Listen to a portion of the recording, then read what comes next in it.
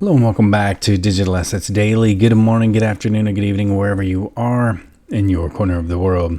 Right into the first article, there's no such thing as a decentralized exchange. Lately, there have been days when crypto trading volume through decentralized exchange DEX has outstripped volume on major centralized exchanges. And last year in CoinCenter's report on constitutional law and decentralized exchange, we foreshadowed this shift and the effect it could have on regulations. Regulators have come to expect that any exchange from one cryptocurrency to another will by necessity occur through trusted third parties.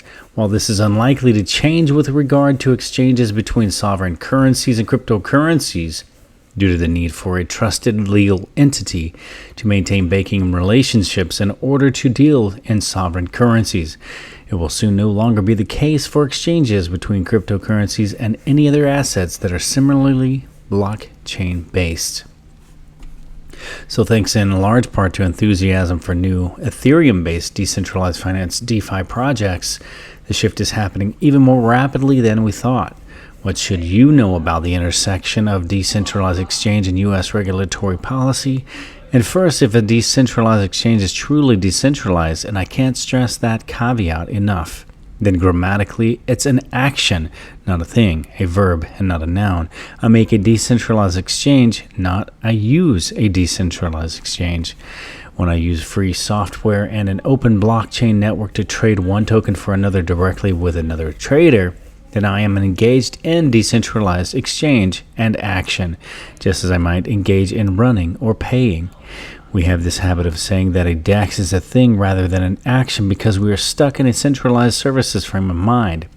Coinbase is a thing, a business, a corporation, but if we trade, it's actually happening peer-to-peer, then the DEX being used is just software and an internet connection. In that case, there isn't a thing called a DEX. There are no DEXs. There is just decentralized exchange, the action taking place using software tools, open blockchains, and the internet.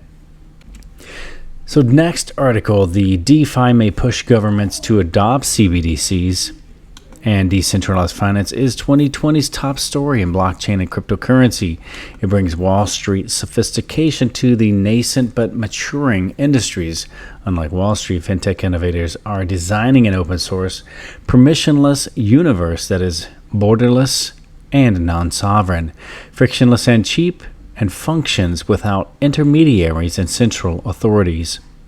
These are opposite features compared to the Rothschild and J.P. Morgan built financial systems upon which governments and central banks have operated under for more than a century. Governments enforce borders and bankers charge expensive fees, and their involvement necessitates frequent intervention from outside parties. Central planners are exploring how to tap the immense benefits of blockchain secured tokenized money. Their solution, which competes with non-sovereign Bitcoin, is a central bank digital currency, or CBDC. And in the next article, UK regulator bans sale of crypto derivatives to retail users. And the quick take is UK's Financial Conduct Authority, FCA, has officially banned the sale of cryptocurrency derivatives and exchange-traded notes to retail users. More than a year after first proposing such a ban, the ban will come into effect on January 6, 2021. And they are extremely disappointed by the FCA's decision, Townsend Lansing, head of product at CoinShares, told The Block.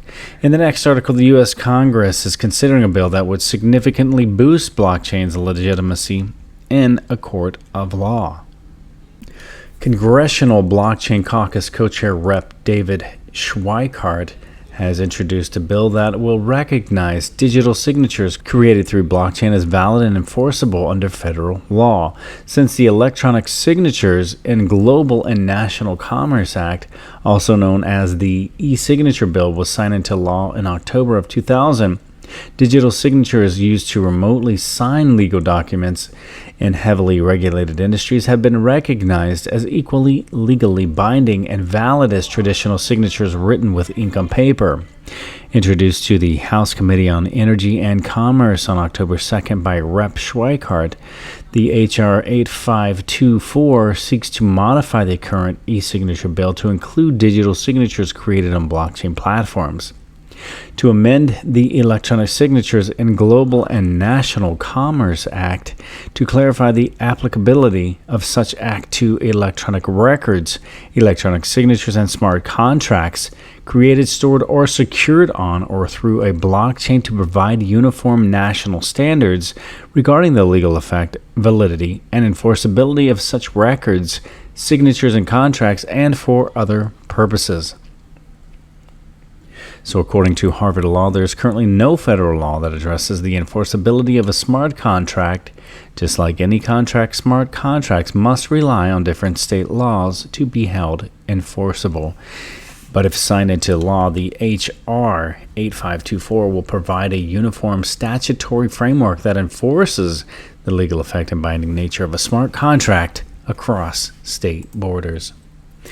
The next article, this regulator wants to help banks embrace cryptocurrency, and the Office of the Comptroller of the Currency hopes more guidance from the regulator would help ease banks' concerns about the new financial technology.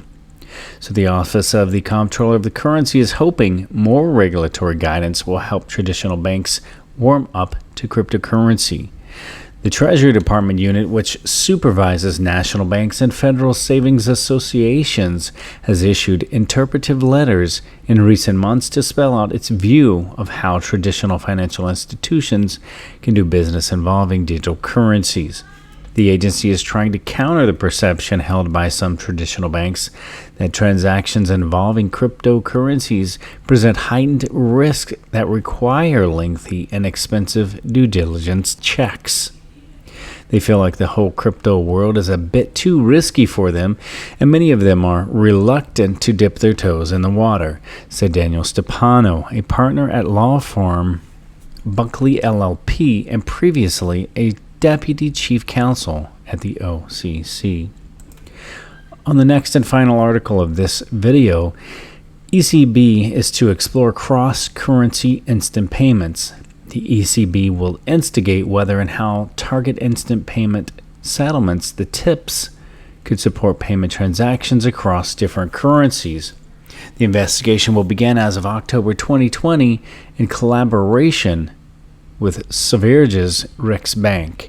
So TIPS is a service that sells payments in a central bank money in real time and around the clock. It currently supports the settlement of instant payments in euro, but also has the functional capabilities to support other currencies. TIPS will start to settle instant payments in Swedish kroner as of May 2022. So you can see with all of the discussion at the news today, the content makes it a lot more easy to understand the frustration that, for example, Chris Larsen posted today, saying they would possibly consider moving outside of the United States to get more regulatory clarity. So if they don't speed things up here in the US, they may lose a pretty amazing company.